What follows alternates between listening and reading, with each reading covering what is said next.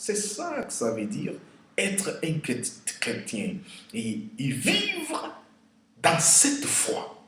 C'est là où vient difficile. Vivre dans cette foi. Croire que je suis déjà justifié. Croire que je suis déjà pardonné. Croire que je suis déjà sanctifié. Croire que je suis fils de Dieu.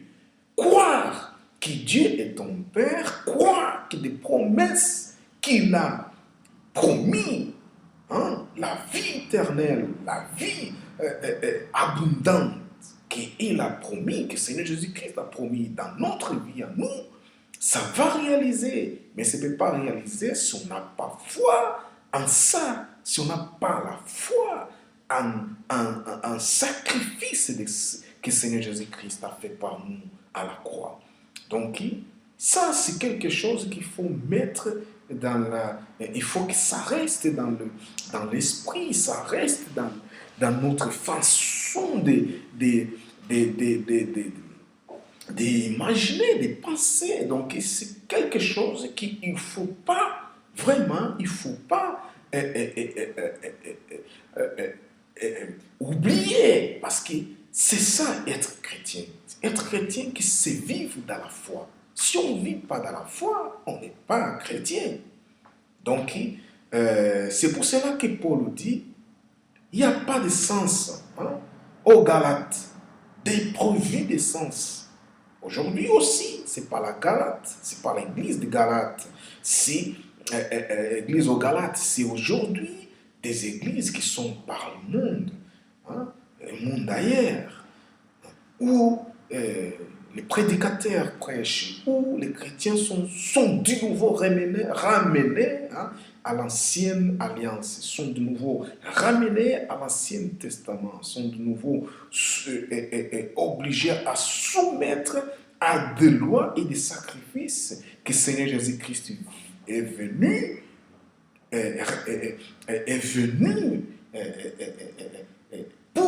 pour lui-même être le fin, on va dire comme ça, réaliser à notre place, se soumettre à notre place. Jésus-Christ, il s'est soumis à la loi et des sacrifices à notre place. C'est pour cela, vous savez, quand Jean-Baptiste l'a vu, Jésus, il a dit, c'est lui l'union de Dieu qui tire les péchés du monde.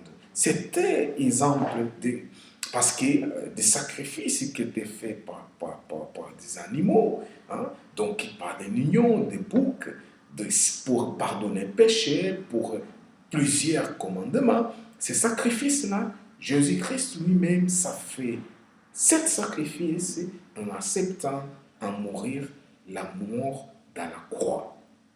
C'est pour cela que toute la personne, toute la religion, tous ceux qui se disent qu'ils sont chrétiens, qui encore sont dans la loi de bien et de mal, parce que c'est ça la loi, le bien et le mal, ça veut dire qu'ils sont encore sur l'ancienne alliance.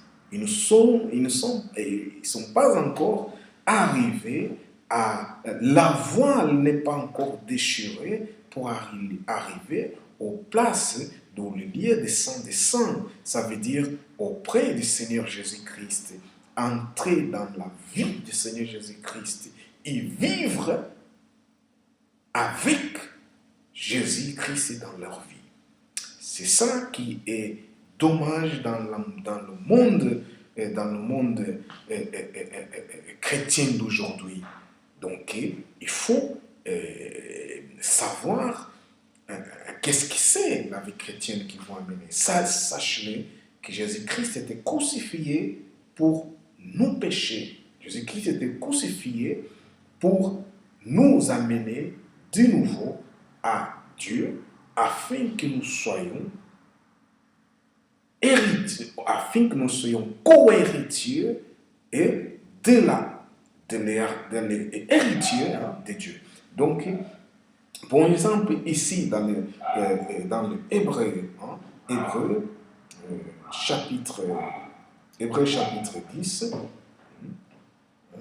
j'ai quelque chose à te montrer dans Hébreu chapitre 10. Il dit, chapitre 10, verset 10. Hébreux chapitre 10, verset 10, qui dit: c'est en vertu de cette volonté que nous sommes sacrifiés par l'offrande du corps de Jésus-Christ une fois par toutes. Ça veut dire que de ce verset, on a la preuve comme quoi. Vous le savez, vous avez cette preuve. Peut-être vous lisez en passant, mais essayez de comprendre. Pourquoi Paul a dit ça? Vous êtes dépourvus de sens. Aux Galates, vous êtes dépourvus de sens. Donc aujourd'hui, il y a beaucoup de chrétiens qui sont dépourvus de sens. Ils n'ont pas la sens dans leur chrétienté. Il n'y a pas sens. Ils vivent encore dans l'ancienne alliance. Donc, il faut revenir dans la nouvelle alliance. Donc, Hébreux 10, verset 10 dit, c'est en vertu de cette volonté que nous sommes sanctifiés, par l'offrande du corps de Jésus-Christ une fois par toutes. Ça veut dire nous sommes sanctifiés par le sacrifice de Jésus-Christ. Ce n'est pas ton sacrifice à toi qui va te sanctifier. Ce n'est pas ton sacrifice personnel. Ce n'est pas des gènes. Ce n'est pas rester en vigile, je ne sais pas combien de temps, rester sans manger, donc tu veux vraiment sentir la douleur dans ton corps afin que Dieu pour trouver l'approbation de Dieu. Dieu ne va pas t'approuver pour ça. Il va t'approuver les jours que tu vas croire en Jésus-Christ comme ton Seigneur et Sauveur. Ces jours-là, tu seras sanctifié par le sacrifice que Jésus-Christ a fait à 10 000 ans à la croix pour te justifier à toi. Ça veut dire le jour que tu as cru que Seigneur Jésus-Christ est ton Seigneur et Sauveur, tu es automatiquement passé d'état de pécheur à l'état de saint. Ça veut dire que tu es sanctifié et justifié. À ce moment-là, tu es la justice de Dieu. Donc, il faut comprendre ça. Donc, si tu ne comprends pas ça, ça veut dire que tu n'es pas encore dans la grâce. C'est ça que ça s'appelle la grâce. La grâce, c'est ça. Donc, vivre pour ce que Seigneur Jésus-Christ a fait pour toi. Jésus est mort pour toi. Jésus est mort pour toi. Il s'est sacrifié pour toi. Il était mis dans la place du pécheur pour toi. Et donc, tu es justifié. Tu n'as plus raison de continuer à chercher des justifications pour soi-même. Ça, c'est religion. Ça, c'est religion. Ce n'est pas la chrétienté. Donc, moi, je t'invite à chercher vraiment la vie chrétienne. Chercher la foi. C'est ça la foi. La foi, c'est ça que aujourd'hui, c'est difficile de vivre dans la grâce à cause de ça. Parce que l'homme, en soi-même, il n'aime pas que quelqu'un d'autre le justifie, quelqu'un d'autre fasse quelque chose pour lui. On est dans la loi. On est dans la loi de sacrifice. Donc, mon frère, moi, je t'invite à essayer de comprendre cette chose. Essayer de comprendre cette logique, cette sens. C'est une sens établi pour Dieu afin que tu te rapproches à lui. Tu peux dire, bon, écoute, pourquoi peut-être ce que j'ai fait, ça m'a amené déjà à des résultats. Oui, c'est vrai que tu as amené un résultat. Parce que tu étais dans l'état d'ignorance. Vous savez, Dieu s'est manifesté à toi comme il se manifeste aujourd'hui à un athée. Comme il se manifeste aujourd'hui à un athée. Comme il se manifeste aujourd'hui à un incrédule. C'est son amour, c'est sa grâce qui fait réaliser des choses dans la vie de tout le monde. Mais ça ne veut pas dire que c'était pour tes sacrifices que Dieu est arrivé à le faire. Dieu l'a fait parce qu'il est amour. C'est une façon de te faire comprendre que lui, il est amour. Il a voulu normalement faire ça, réaliser cette œuvre dans ta vie pour t'amener à la grâce, pour t'amener à la compréhension de la grâce, afin que tu vives par la foi et ne plus vivre dans le loin des sacrifices. Donc c'est ça, que l'amour de Dieu est tellement grand qu'il n'y a pas de mots pour décrire. Donc moi j'essaie de te faire comprendre par cette exhortation. Il dit dans le verset 5, je commence dans le verset même 1, hein, dit, en fait la loi qui possède un nombre de biens à venir, hein, je suis en train de lire Hébreux chapitre 10, verset 1 jusqu'à 10.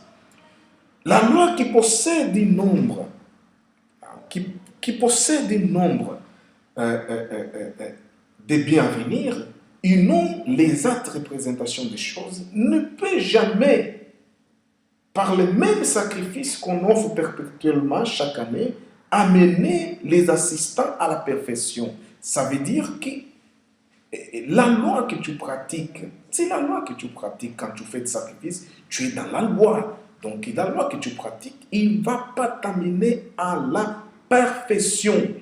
Personne ne sera parfait par moyen de la loi. Donc tu seras enseigné à faire des sacrifices, des sacrifices, des sacrifices pour arriver à la perfection. Tu n'arriveras jamais. Tu n'arriveras jamais.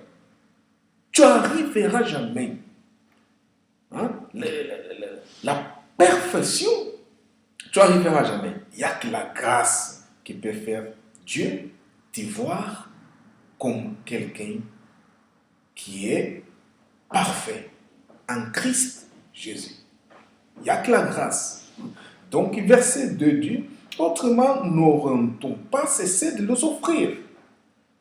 Parce que ceux qui les rendent s'écoutent, étant une voix purifiée, n'auraient plus aucune conscience de leur péché. Vous comprenez? Donc, sinon, ici, l'apôtre dit, si c'était parfait ces lois-là, donc autrement, n'aurions pas cessé de les offrir.